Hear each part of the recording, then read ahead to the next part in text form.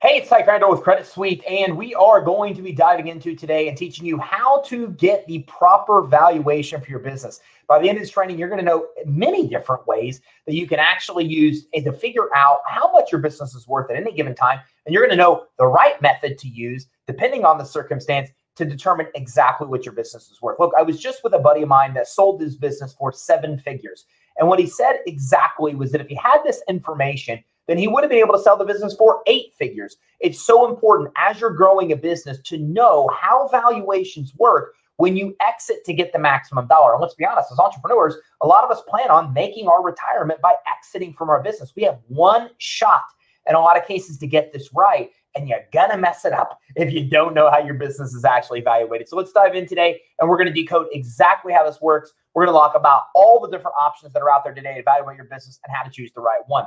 So first of all, what is a business valuation? Well, per Investopedia, a business valuation is a general process of determining the economic value of a whole business or a company unit. So basically, it determines how much your business is worth. And there's a lot of different reasons that you're going to need to know this and want to know this, but that's ultimately what a valuation is it gives you an idea of exactly what your business is worth. So a business valuation gives your business an objective estimate of value. And objective is important because when you go to sell your business, you as the buyer or the seller have a subjective view of how much it's worth. And I guarantee that your subjective view of how much it's worth is worth way more than the buyer's subjective view of how much it's worth. So it becomes very important that you get an objective view of exactly what it's worth so you really know what you're going to be able to sell it for. So it's usually completed by a professional business evaluator. We're going to talk about this later. There are certain certified professionals that can actually give you a business valuation. There's even places you can go to get them done. We're going to talk about all of that today. So why do you need a business valuation? There's a lot of reasons that you may actually need one. First, to determine the actual sale value of the company, the obvious thing, right? When you go to sell the business, okay, you're going to need to get an idea of how much the business is worth. But this is the biggest mistake that I think I see business owners make in this area, is that they wait until it comes time to sell their business to figure out how much their business is worth. And here's why this is a mistake, because there's a lot of things you can do to actually come in and control.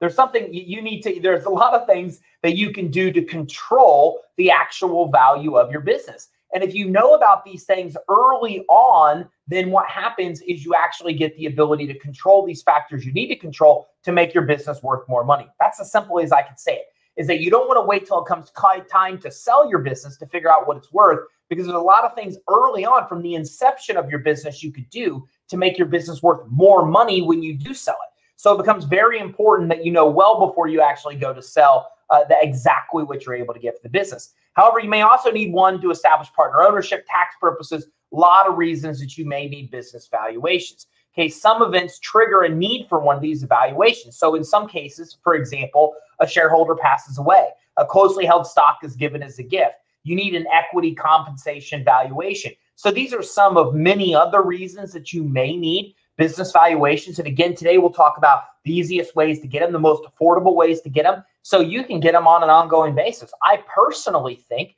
it's a good idea to have a valuation done every year in your business and get a good idea of what you've been working on that's made it worth more money and what you can continue to do to make it worth even more money. So if there's a dispute related to the business value, examples like a shareholder disputes, or there's a divorce of some kind, you need to create an employee stock ownership plan. You're converting from a C Corp to an S Corporation. A charitable contribution is made. You need to allocate intangible assets. These are just some of the many reasons that you may need a business valuation in the future. But again, I think it's just good practice. Having a good valuation done every year gives you an idea of that you're on the right track of making your business worth as much money as you can. And Andre says, good morning. Thanks for coming in from YouTube. So let's talk a little bit about equity compensation valuation. There's going to be a lot of language here that you might not have even known before you came into today. And that's the key. We want you to know everything walking out of here that you need to know about this topic, so you're good. You don't need to go check a million other sources. We've done that for you. And equity compensation valuations is one of the things you really want to dive into. So do you need a business valuation in order to complete an equity compensation valuation? Well, they're not the same thing, right? So equity compensation is the non-cash pay representing ownership in a business. So it can include options, restricted stock, performance shares. Some of these things may be foreign to you if you're in a startup phase. But as your business gets bigger, as you get closer to 7 figures, as you surpass 7 figures, these things become very important. So it actually allows employees to share in the profits via appreciation and can encourage retention, particularly if there are vesting requirements. Basically, what this means is this. At some point, as your organization gets bigger, you're going to want to give people some kind of option to own stock in your company. It's very common. Okay, you want the biggest, best performing people in your organization to have something other than just a paycheck. Why you want to keep them? I can tell you that building an 8-figure business, you learn that there are people that are very unique, have skill sets that can really innovate and lead your company and lead teams. These are people you do not want to lose. So you need to have some other kind of compensation, and tying something to them, a financial reward, if you ever sell the business, is a huge incentive for people to want to stay with you. So when this happens, this starts coming in and becoming a factor. You need to start having to figure out what the business is worth so you can start compensating employees with the option to own stock in your organization. Again, if you're just starting up, you might not even pay attention to these things. But when you start to get to a 7-figure level, even an 8-figure level, then it becomes very important. You really want to do this to retain key people. So to determine the value of equity compensation, you first have to have a business valuation. This is where one of the many reasons that it can actually be used. So many business owners have no clue what the business is worth. Okay, many think that it's worth much more than it actually is. And this really causes a lot of issues when people go to sell. They built the business, they haven't paid attention to the value. Now they get near the end, it's their retirement, and they come to find out that their business is worth way less than they thought it was. And now there's really nothing they can do about it. One of the reasons you need to know this early on. So knowing what your business is worth can change the way you view your business, and you can begin to recognize what it's worth and begin to recognize what to do to make it worth more. And again, I've had a lot of friends that have exited their business. Every single one has said the exact same thing to me. I wish I would have known how businesses were evaluated from the beginning, because I would have done the things to make the business worth a lot more in the end. And unfortunately, I learned more in the end. And to be honest with you, a lot of those people are not very happy about it. Like I just mentioned, was with one of my friends this weekend that sold his business for 7 when he could have got 8 figures. And I can tell you that it's the only complaint I hear from him again and again and again and again. It's very upset because he had one shot to exit and he left a tremendous amount of money on the table, not knowing these kind of concepts. So it's just extremely important that you know this through your organization. It also lets you see potential for growth.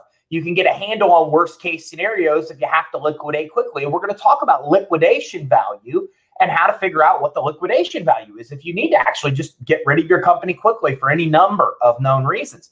You can start to see what you're working for and how your previous hard work has paid off. A business valuation also lets you basically see where you stand, and it helps you devise a plan for the future to make your company worth more money. So for example, if you want to retire with a certain amount of money that you need for that sale, well, then it lets you know if you're on track to get from the business what you think the business is actually worth. And Michael, good morning from Facebook. And Cedric, good morning from Facebook. Thanks, guys, for tuning in. Appreciate it. So there's a lot of different ways to value a business. And these are some of the most common ones here: market capitalization, times revenue method, earnings multiplier, discounted cash flow, and book value, discounted cash flow method, book value, and liquidation value. We're going to decode all of these today. So you're going to understand how there are different ways to evaluate a business, the difference between them, and like which ones work best for what kind of scenario. So let's talk here first about market capitalization. So this refers to basically the total market value of a business based on its total number of outstanding shares. Probably not applicable to you, because really this is mostly common with publicly owned companies, but we hear a lot of these terms like market cap all the time. So I don't know, it's a good idea for us to know how this works, right? So it's calculated by multiplying the total number of a company's outstanding shares by the current market price of one of those shares. So companies are typically divided according to market cap. Large cap equals 10 billion plus, mid cap 2 billion, and small cap is considered 300 million to 2 billion. Like I said, this is ultimately used for publicly owned company. So it's a quick and easy way to estimate the company's value, and it gives the idea of what the market thinks the basic business is worth. However, as I mentioned, it only works for publicly traded companies.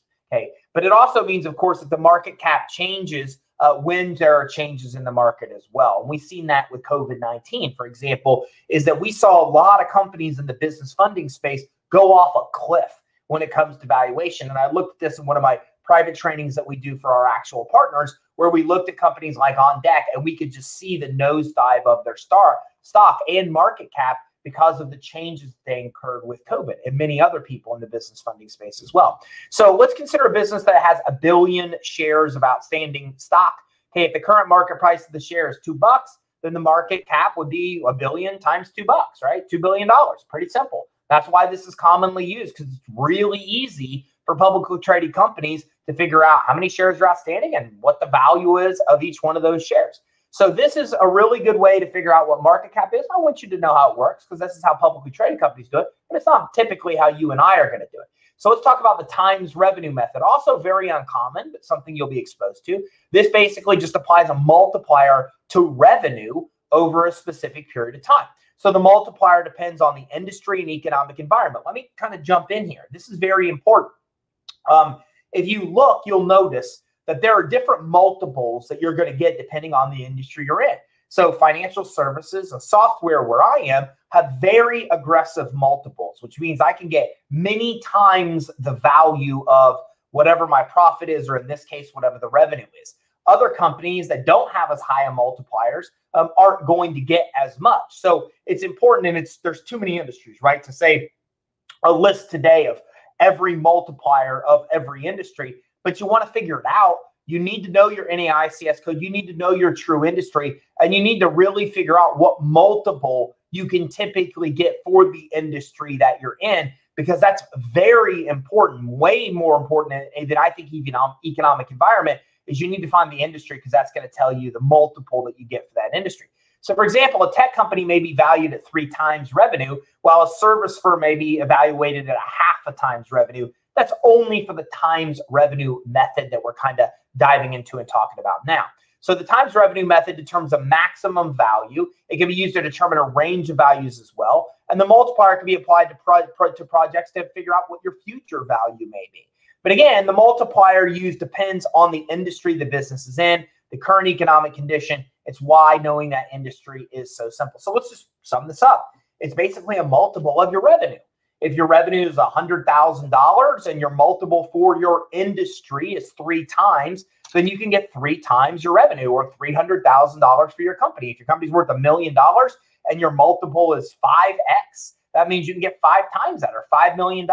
So knowing your industry and the kind of multiple you're going to get is very important for figuring out the times revenue method. I can also tell you this is extremely rare. Most people do not sell their businesses for a multiple of their revenue. It's extremely rare. As a matter of fact, if a lot of people misjudge the value of their business because they try to use this, because they're actually coming in here and they're actually trying to be able to figure out a value of their business based on revenue, instead of actually looking at a value of their business based on things like profits, which we'll talk about. So this is one way to do it. Very uncommon. As a seller of the business, you should know this is very uncommon. Very rarely is a business or is a buyer willing to buy your business for many times worth multiple of revenue. And the reason for that is that who cares about revenue? You could generate $10 million in revenue and only have $50,000 in profit. The money that's profit, the money you keep, is more commonly used for valuations than what we find with revenue. So let's talk about earnings multiplier. Now, this is actually way more accurate. This is what I was just referring to figure out a company value than figuring it out based on revenue. Okay, now this is because the earnings multiplier takes into account future profits against cash flow potential at the current interest rate over the same time period. So put another way, it basically just adjusts the current price to earnings ratio, or what's called a PE ratio, for current interest rates. So it basically takes into account current interest rates. It takes into account the price to earnings ratio. What we're basically looking at here is we're basically just looking at whatever the actual profits of the business really are, what the business is actually earning. Okay, so the PE ratio shows the earnings per share of stock in relation to the current price of the stock. The process acts as a quick and dirty tool. It can help compare the cost of stock with other similar companies. This can help investors judge current prices of stock in relation to historic prices, okay? So a simple example, these two methods are calculated the same way, but with different multipliers. So the revenue number may look different as well, depending on the period of time used in the calculation. So imagine a company has an adjusted net profit of $1,000. Say the multiplier is 4. Well, then in that case, it's worth $4,000, right? So to a potential buyer, that means that as long as the profits are continued at that same level, it'll receive, I didn't mean to say it's worth about $1,000. Let me further explain. It'll receive about $1,000 per year for the $4,000 investment, or a 25% return, okay? So ultimately, this is pretty common. As a matter of fact, this is the most common kind of valuation. This is, in my opinion, and in the people in my circle, the attorneys, the M&A attorneys, all these kind of guys say this is the best way to calculate the value of your business. And you hear this a lot of times too, referred to as EBITDA, when we look at really basically what your net profit is, taking into account taxes, and you get a multiple of that. So I find the most common way used to sell businesses is when we look at your profits, and then we figure out your industry and what multiple you can get in your industry. And as we showed this example, you multiply that multiple for your industry times what your profits are. So let me give you a simple example. Let's say that I have profits a year of $100,000 after taxes, everything taken into account. My profits are 100 grand. Okay, let's say that I'm in software. My multiple is 5x, 5 times that. That means that I make 100,000 in profit. My multiple for my industry is 5 times that. That means my business is worth typically about $500,000. That's how it roughly is figured out. Now, that's very loose. The people that sell businesses will tell you we've got to take a lot of other kinds of things into account here. When you go to list a business for sale, they're going to take other things into account, like how much is your salary? How much are you pulling out of the business that if you were gone, wouldn't be pulled out of the business? Look, a lot of business owners, they have allowances for cars. They have allowances for home offices. They pull all those big salaries out of the business. So when you go to sell it, a lot of the companies that sell it, like M&A firms, they want to add that stuff back in. Okay, there's projections they have to say, hey, look, here's the EBITDA, but here's the adjusted EBITDA when we take all these things into account, that the owner is now gone. So all that money that was getting paid to you will still stay in the organization, and it adjusts things. So keep that in mind. There's other factors, but I have found that one of the easiest ways to really get a quick glimpse of what your business is worth, figure out what your real profits are, and then figure out in your industry what that multiple is. And it's usually that multiple of whatever your profits are. So in my world, conservatively, it being in software, I look at us being a 5 times multiple. That's very conservative. I can pull up information that says that we're worth 30 times multiple.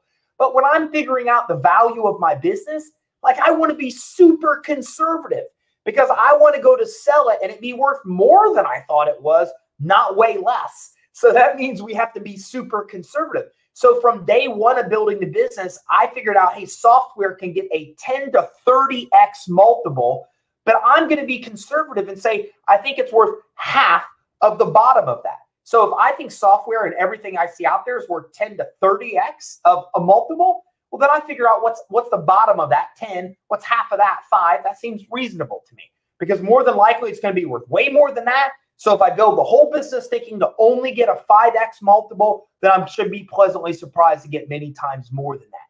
So, but it's a full-time 5 times multiple, not of my revenue, but of my profits. So I have to look at my profits, and I think my business is worth 5 times whatever those profits are. That's a very loose guide for me to get an idea what my business is worth. And I can tell you that we've had many valuations done, and it always comes out to be about the same using certified valuation professionals. Because that math works, but you have to figure out the multiple for your industry. And if you base it on profit using using this methodology here, the earnings multiplier, then you're going to have the best chance, in my opinion, of figuring out the value. So discounted cash flow method. Okay, this method's similar to earnings multiplier, but it too uses projections of future cash flow and adjusts them to the current market value of the company. The difference here is that the method takes inflation into account when calculating the present value. So the goal of this method basically is to determine the current value of an investment based on projections of how much it will generate in the future. Okay, the purpose of this valuation is basically to get an idea of money an investor would make from an investment. So this might be something that a buyer is commonly using to figure out how much value they're really going to get from your company. And it's adjusted for the time value of money. The time value of money is the idea that $1 today is worth more than the same dollar would be tomorrow. Sounds weird, right? But it's because you can invest that dollar today, and if you waited till tomorrow, it wouldn't be invested, it'd be invested one day less. So if I take my profits and invest them today to get a rate of return, well, then it's going to be worth more money in the future than it's going to be worth now. So therefore, earning for one day less. Okay, as a result, it would not be worth as much. So this takes that into account that, hey, the money that I get today is worth more value to me because I can invest it and actually get a rate of return or an interest that I couldn't get if I'm looking at the future. So to help understand the time value of money and thus how it affects the DCF method, consider the following example. Imagine a company releases a new product on January 1st that's hugely successful. Any investors waiting until January 2nd to invest would not benefit from those first day sales. Therefore, their investment is not worth as much as if they had invested it on January 1. So it really comes a couple different ways. We talked about taking the money, investing it, and earning interest. But we also take on the fact that if you're talking about investing in this example before January 1, well, then it wouldn't be worth as much because, again, you're not getting credit for what that business did on January 2, what they actually released. So something to take into account, a little bit more difficult to figure out than when we're looking at profits. But again, a really good way of looking at value of your business. So book value basically looks at the equity from your balance sheet. So what we're doing is we're taking the liabilities and we're taking the assets. And we're basically just subtracting the liabilities from the asset to determine what the value is. Now let me get in here. Micus says, I'm a partner now on my way to becoming a millionaire with the best mentor in the world. Thanks, buddy. I appreciate it. And just so you know, being a partner, you have a business valuation tool in your back office on the left side that at any given time, you want to see what the value of your business is worth. Just use that tool. And twist it. It says, good morning from YouTube. Dane says, hope I didn't miss much. I don't think you did, Dane. I think you came in shortly after we got started here.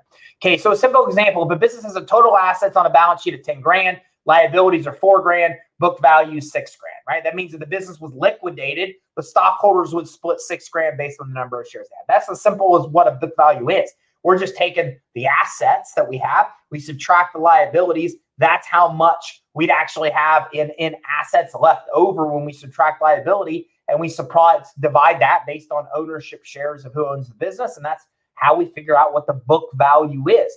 Not usually something that's going to be used for a purpose of selling a business, but more commonly used if you're going to liquidate a business. So if you need to sell a business and liquidate it quick, this is something that would aggressively be looked at. Not as much if you're going to, sell the business down the road and it's not a fire sale where you're trying to do it quick. So liquidation value, this is a little easier to understand. It's the value of a company's assets as they are basically today. Basically, it shows the cash that a business would receive if assets were sold and all debts were paid off. This includes assets such as real estate, fixtures, equipment, inventory, and includes a lot more than that too. IP, intellectual property, when we talk about email lists. So any of that kind of stuff, the systems, the processes you have, anything that can actually be sold, we're looking at the total value of those assets. So it's important to note the intangible assets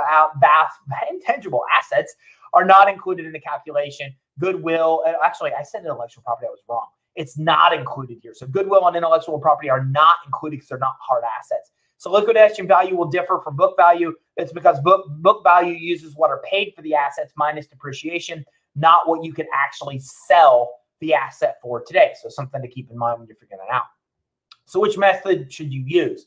Well, they all have different values and they have different purposes typically. So method you use kind of depends on the purpose. So for example, if you're trying to sell your business, potential buyers will want to know the income potential of the business. You need to know that as well in order to price it accurately. For pricing a business to sell, an income-based approach like the times revenue or earnings multiplier method may work best. But again, if you talk to M&A attorneys and those people involved in selling businesses, they will tell you that selling for a multiple of revenue, very rare. Selling for a multiple of earnings, very common. So something to keep in mind. However, if you're trying to determine a value for a divorce proceeding, well, then an asset method may be best. And again, this is why there are so many different methods, because they all kind of have their own different purpose. Okay, so which asset-based method you will use will depend on which side you're basically on, buyer or seller, right? So if you're receiving the money, you may prefer the liquidation method. If you're paying, you may prefer to use the book value method. This depends on the difference in what you paid for the assets and what they sell for today. My simple example here is if you're going to sell a business, then you'd love to sell it for a multiple of revenue. The buyer would love to pay a multiple of earnings. So that's the difference. And that's why I say, think about the buyer standpoint, because, hey, if you got some multiple of revenue, fantastic. But if you conservatively think it's X and then it ends up being Y, well, then you're pleasantly surprised. But if you're trying to figure out what your future value is going to be based on revenue, which most buyers won't pay, then you're going to be disappointed when you find that they're actually going off earnings. So some things to keep in mind there, which is why I like the earnings method better. I think it's cleaner, it's easier, and it's what most M&A or mergers and acquisitions attorneys are going to tell you that people are typically willing to pay as a multiple off your actual earnings or profit. Remember, there are no hard rules on which method you can use. Your business will always be worth what you're willing to sell it for, and ultimately what someone is willing to pay for it. And value is calculation, price is negotiation. That said, if you need a valuation for another reason, you may be required to use a specific method. You have to be careful here. Look, this is this belief that a business is worth what somebody else will pay. But as the seller of the business, it's also your responsibility to make sure that you are accurately reflecting the real valuation of the actual business that you're selling. Okay, and I've seen cases before and talked to many M&A attorneys about this is the most common reasons that that sellers get sued. They get sued because they misrepresented the value of the actual business. So you have to be very careful because, yeah, business is worth what somebody will pay, but that's only if you're representing the business properly. If you're misrepresenting the business value from the beginning, well, then that's a lot of legal recourse you could have. So some things to keep in mind there. So who could do a business valuation? Well, they're called ABVs, or accredited business valuation professionals. It's an accreditation and accountants can receive for specializing in calculating the value of businesses. And the certification is handled by the American Institute of Certified Public Accountants. And to become certified in business valuation, accountant must be, among other things, pass a required exam and meet minimum business experience and education requirements. We work with a company called Biz Equity, and Biz Equity is part of our system. So our clients are actually able to go into Biz Equity and they're able to pull valuations on their business anytime they want to. They can do it every month. They can do it every day to see how much their business is worth. We love Biz Equity. So even if you are a client, you should know that's part of your back office. You already know that already. If you're not, you should consider Biz Equity. Instead of hiring an ABV professional, it gives you a quick glimpse of what your business is really worth without having to pay an ABV. If you really need it because you're going to sell the business or there's a dispute or you're going to have equity exchanged with employees, then you probably want to have one or more ABVs involved. We were doing some things with the valuation of our business. We had multiple ABVs involved. We had 3 accounting firms, 3 different ABVs independently look at the value because we really needed to know the real value of the business to make sure that we could do the transactions we were trying to do. So again, I wouldn't do that all the time. I would only do it when there's something serious I need to do to get one or multiple opinions from ABVs. But outside of that, a service like business value or a Biz Equity, I think, could do really well for you. So of course, you can calculate the value using any of these methods yourself. This is assuming you know the formulas, and it's not going to stand for the purposes of selling the business, but it gives you an idea. Again, instead of trying to figure out all this stuff yourself, just go to Biz Equity. They offer a really good way to do this and to give you a pretty good idea of what the valuation of your business is without actually hiring an ABV. So as we wrap up, business valuation assigns economic value to a whole business. There's several reasons you need evaluations. We talked about divorce. Maybe you're giving equity to employees. You're selling your business.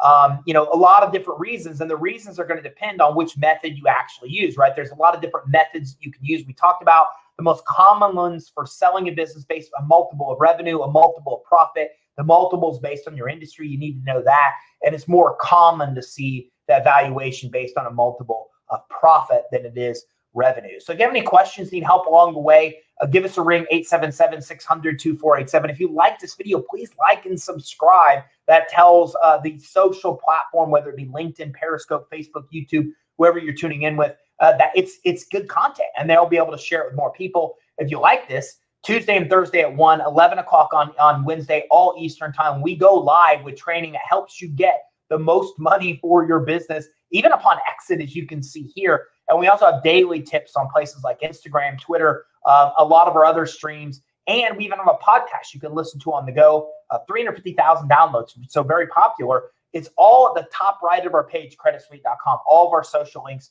are right there. Now, Dane says, is it better to open a new entity or update my tax filing and compliance on 2 existing companies with your company for additional funding? They've been incorporated since 2014. There's different questions. There's different answer here. So Dane, it depends. If your business, if you have a long-standing entity, it's always best to use that. Okay, because longevity will help it look better to lenders and credit issuers and anybody else that's looking to buy it. But again, it could hurt you. If you have a business that's open for 5 years and generating no revenue, and now you're going to start growing that business, well, that could hurt you, because if you do $1 million your first year, well, then you got to tell people it took you 6 years to do the $1 million, right? So it really depends on the purpose of what you're trying to do, because sometimes it can actually hurt you having a longer standing business because your revenue is divided over that time. So if you're trying to grow a business quickly and show potential buyers that you grew quickly, you're better off to start a new entity. When it comes to getting funding and credit, having a longer standing entity, if there's no lawsuits and negative stuff on the business credit report, is probably better. And Nate says, and will your company actually do the applications on my business behalf? We don't. We help you through the process. And there's a reason for that, because most lenders and credit issuers won't accept third-party applications. So it creates all kinds of fraud ramifications for you and us if anybody fills out applications on your behalf. So we don't do that because it causes problems for you, causes problems for us, but we help you through that process. So even though you're the one doing it, as the lender and credit issuer demands that be the case, we're still helping you through that process, so you know exactly what to do to get the most money for your business at the best terms. So to learn more, visit us online, creditsuite.com. Please like and subscribe. And I look forward to seeing you in our next training, where we talk more about how you can get money and grow your business, and then we get the most money for your business when you sell. Thanks, everybody, for tuning in. Have a great day.